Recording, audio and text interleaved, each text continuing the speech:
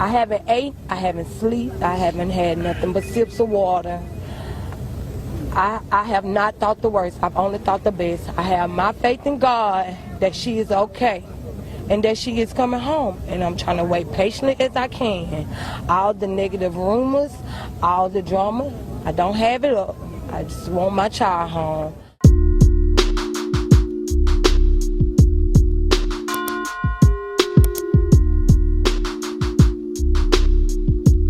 Welcome to my channel, everyone. Courtney Elise here, aka Court Crimes TV. If you haven't already, please like, subscribe, and comment. Also, hit that notification bell. That way you'll know every time I upload. Let's get into the video. Hiawayi Robinson was an 8-year-old little girl living in Mobile, Alabama. She was a 3rd grader at Collins Roads Elementary. Hiawayi was a beautiful little girl, beautiful smile, and from what I've seen online, she had a beautiful personality. According to her mother, Hiawayi loved anything leopard print. If she was in the store and she saw leopard print, she had to have it. She loved dancing, playing games, and just being a regular 8-year-old little girl. September 16th, 2024 would start off like any other regular day. She would go to school, have fun with her friends, and then at around 3:30 p.m., she would be dropped off at home getting off the bus with her cousins. When Hiawayi got home, she immediately went to change her clothes because they were wet from the rain. Once she was done changing, her grandmother called her. Hiawayi's 9th birthday was in just a few days. When talking to her grandmother, all they talked about was how excited she was for her birthday and the presents she was excited to get. After getting off the phone, her grandmother later told investigators she believed Hiawayi was going to her cousin's house to meet her father, Hiawatha. Hiawatha supposedly told Hiawayi that he was going to give her $150 for her birthday. Later on that day, it's getting dark and no one has heard from Hiawayi. Yosha, her mother, wasn't too worried at the moment because she would always go to her cousin's house. They all lived within the same vicinity of each other, and it was normal for Hiawayi to go over and play with them. So they went knocking at the doors they figured she would be at, but no one has seen her. Yosha would then start to contact other relatives. She also called Hiawayi's father, Hiawatha, and he said she wasn't with him either. This is when Yosha would call the police. Like I say, every day she goes to Kim's house.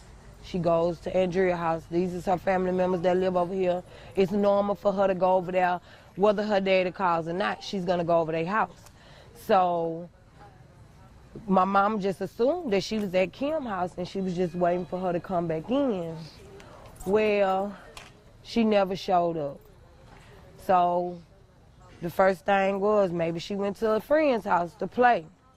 So my mama and my daughter, they start knocking at the doors of the normal kids that she play with, looking for her. Nobody's seen her. So I called our family members and asked them, had they seen her?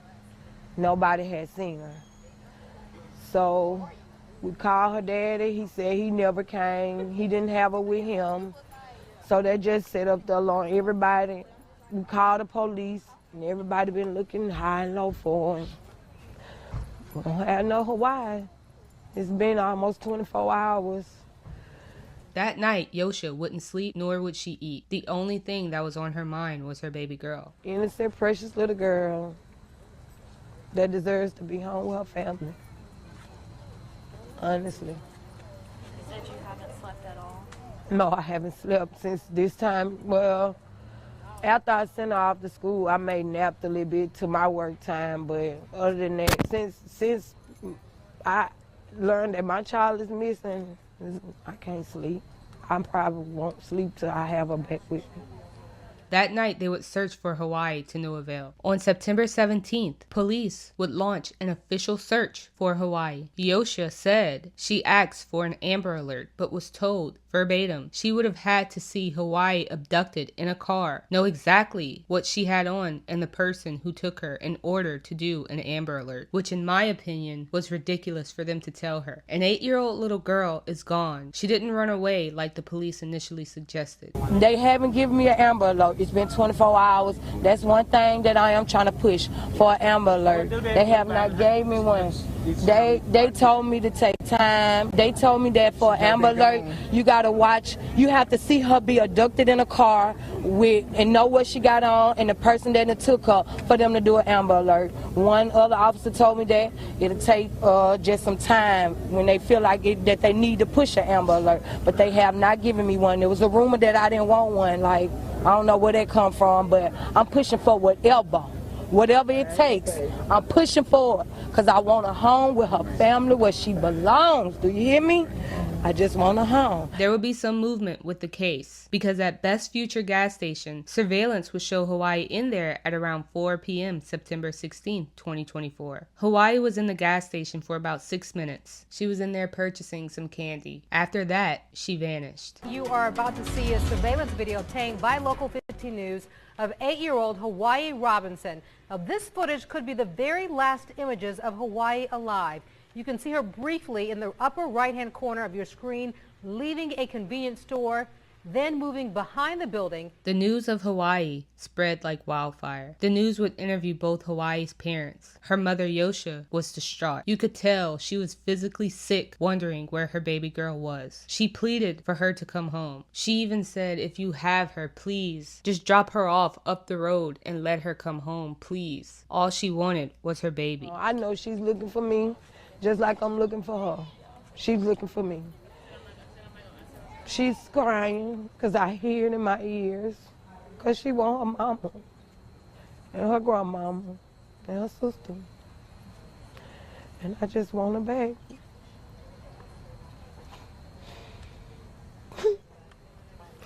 It's hard to believe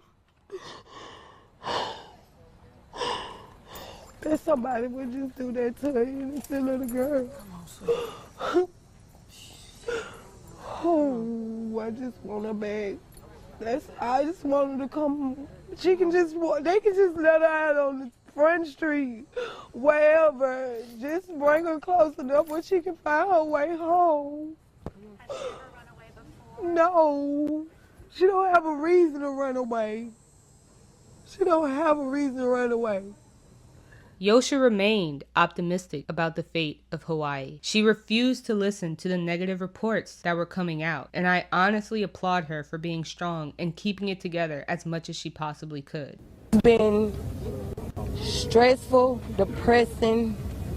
I haven't ate, I haven't slept, I haven't had nothing but sips of water. I have not thought the worst, I've only thought the best. I have my faith in God that she is okay and that she is coming home, and I'm trying to wait patiently as I can. All the negative rumors, all the drama, I don't have it up. I just want my child home. If you ain't hear from me, don't believe it. You can't believe everything you hear. When it came to her father, Hiawatha, he didn't really show a lot of emotion. His demeanor was off when he talked to the news reporters. People started to realize this, as well as the police. Nonetheless, he would still be out there alongside the community and the police looking for his daughter. Sir, I want to hear from you. You know, what are you going through right now? I'm going through pain. I've been up for the last 24 hours. It's been Up all night searching. I hadn't had nothing to eat, nothing to drink. I ain't gonna stop until it's over with. Until she come home, until she hit my arm. That's all I want. That's all I ask for. Have you been amazed and surprised at all the support and all the people that showed up today to walk the streets, hand out flyers, and help look for your daughter?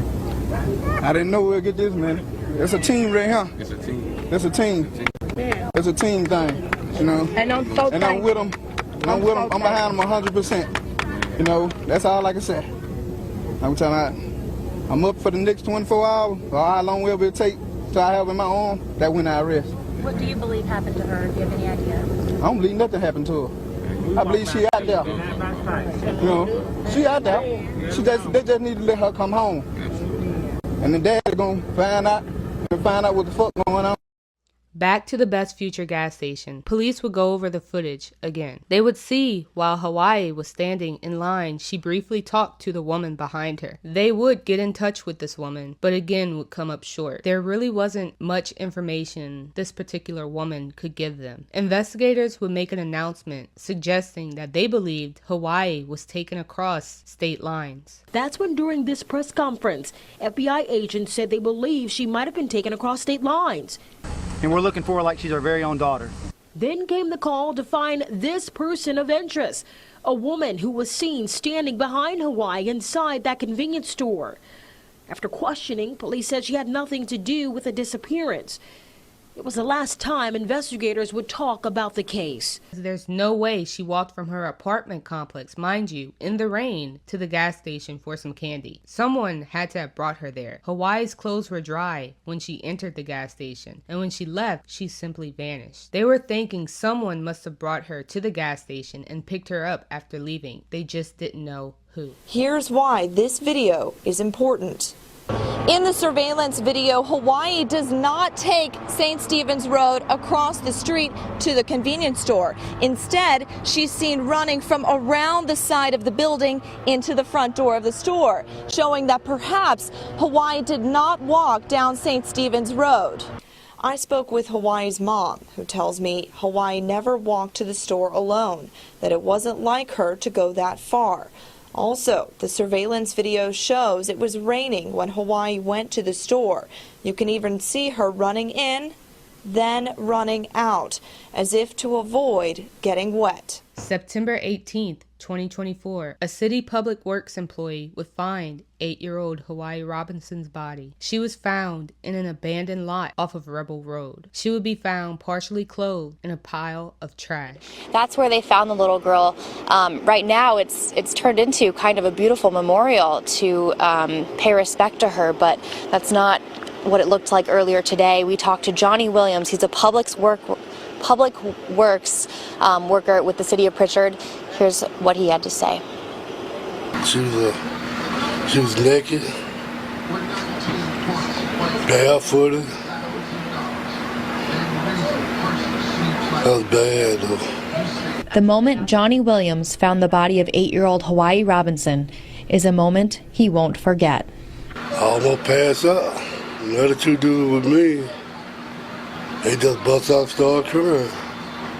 Williams said he was picking up trash at his job with Pritchard Public Works.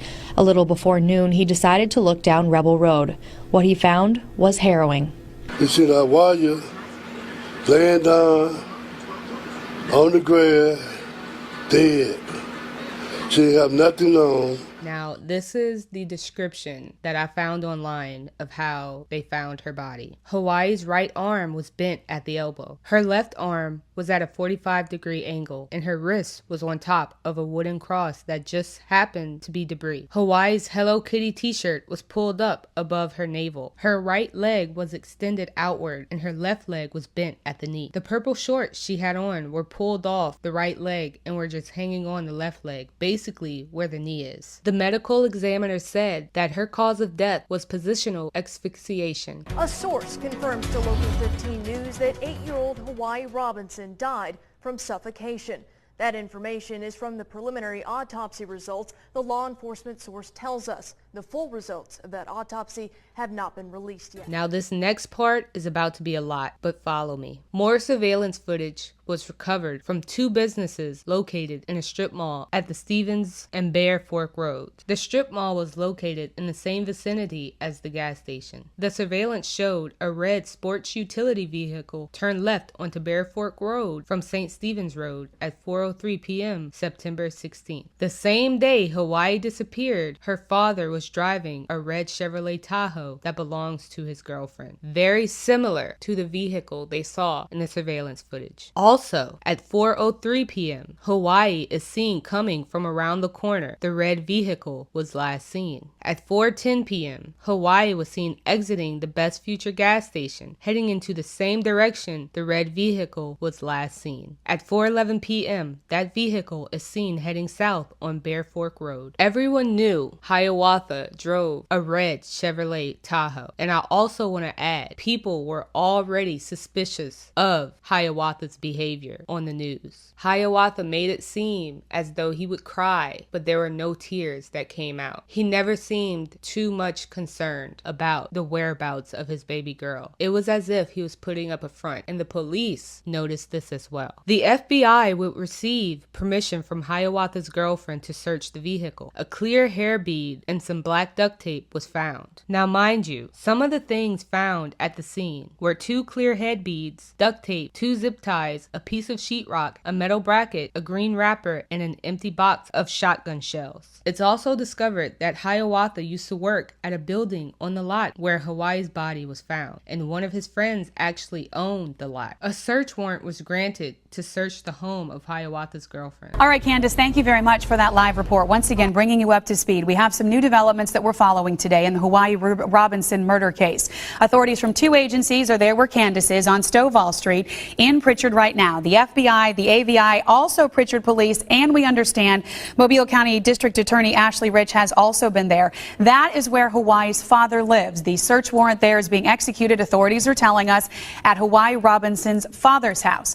A second search warrant also being executed at this time today, and we are told that that search warrant is being executed in Sims at the girlfriend of Hiawayi Robinson's father's house. Okay, so Hiawayi Robinson's father's girlfriend, her house is being searched as well today. While there, they confiscated surveillance video that showed Hiawatha leaving the house at 3:20 p.m. and not returning until 7:01 p.m. September 16th. The video shows him taking 2 pieces of clothing out of the vehicle and putting them into the laundry room. They said the way he was holding the clothes, it was as if he was trying not to get anything on him. When searching the home, those particular pieces of clothing wasn't found. Hiawatha was questioned 5 times about his daughter. Each time he would give different stories about the last time he saw her. Catching him in multiple lies, he was becoming very agitated with law enforcement and people looking at him as the one who did it. This interview of him after he was named the prime suspect is very telling.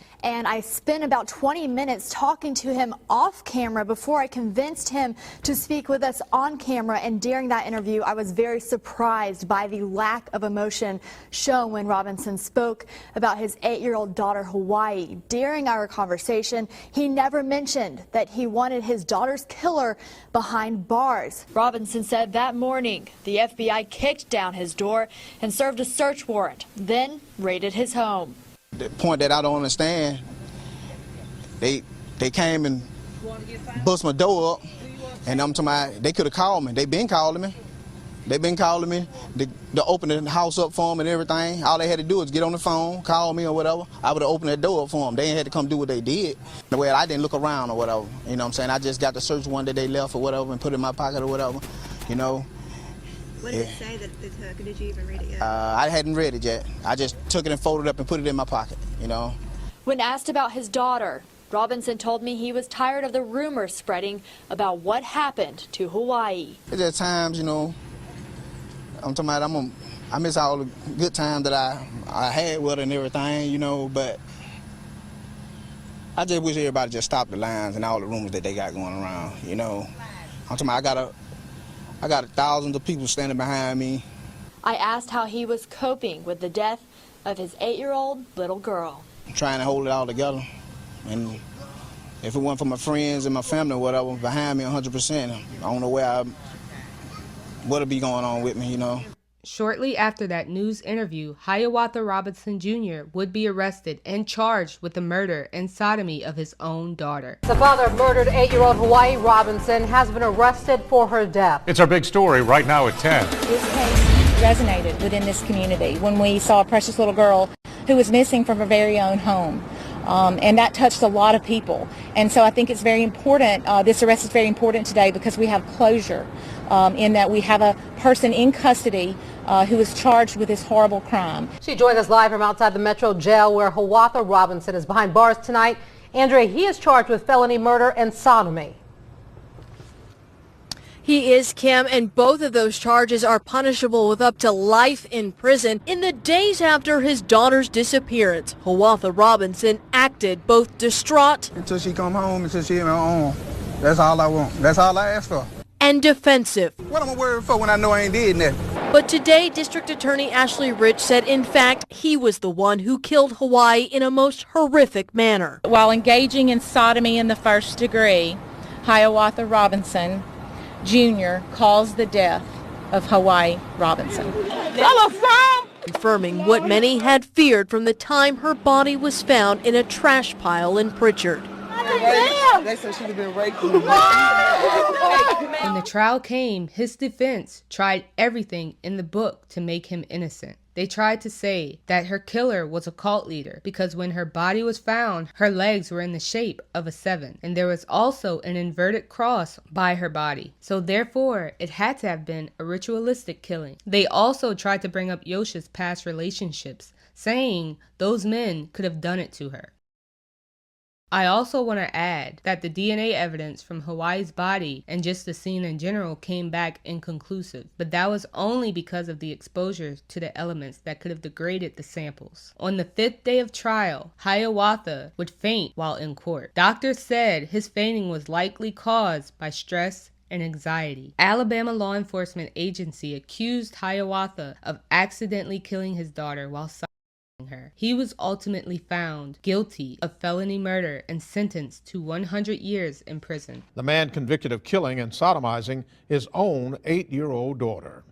News 5's Allison Spann has more on today's sentencing. This morning, Judge Charles Graddick sentenced Hiawayi Robinson to 100 years in prison. He told Hiawayi, and I quote, "I am going to do everything in my power to keep you in prison for the rest of your natural-born life." In the wake of Hiawayi's death, Alabama lawmakers passed the Hiawayi Robinson Alert Law, which requires Alabama law enforcement agencies to publicize missing children. Now, I just want to add that even though the DNA evidence did come back inconclusive, there was so much evidence against Hiawayi that it was a clear-cut case that he was the one who murdered and brutally his own daughter. Everything from the bead being found in his car. This bead wasn't found in just the front seat, nor was it found in the back seat. This bead was found all the way in the back, pretty much the trunk of his truck. The duct tape that they found near Hiawayi's body was also the same type of duct tape that was found in Hiawayi's truck. The time it took to go from Hiawayi's girlfriend's house to the Best Future gas station was within the same time frame of Hiawayi's disappearance. Also, 15 minutes after Hiawayi left the Best Future gas station, Hiawayi called relatives of his family asking have they seen Hiawayi. So the evidence was piling up against him. This story is so sick. This is the second story I've done of a quote-unquote father doing this to their own child. Hiawayi was just 8 years old. Her birthday was in a few days and she was about to turn 9 years old. One part that really sticks out to me the most, that really, pulls at my heart, is when her mother is pleading for whoever has Hiawayi to bring her home. She said all Hiawayi wanted for her birthday was a tablet and some cake. And her mom said she was going to get that ×2. She just wanted her baby girl home. She loves to dance and she loves games. Phone games, app games, just like the average child. She was looking forward to her birthday next Wednesday, and all she was looking for was a cake and a tablet. And you can get that ×2 when you get here. Just come on, baby. I just want her home. That's all. And while she's pleading for the safe return of her baby, the man behind her is the one who did it. May Hiawayi rest in peace.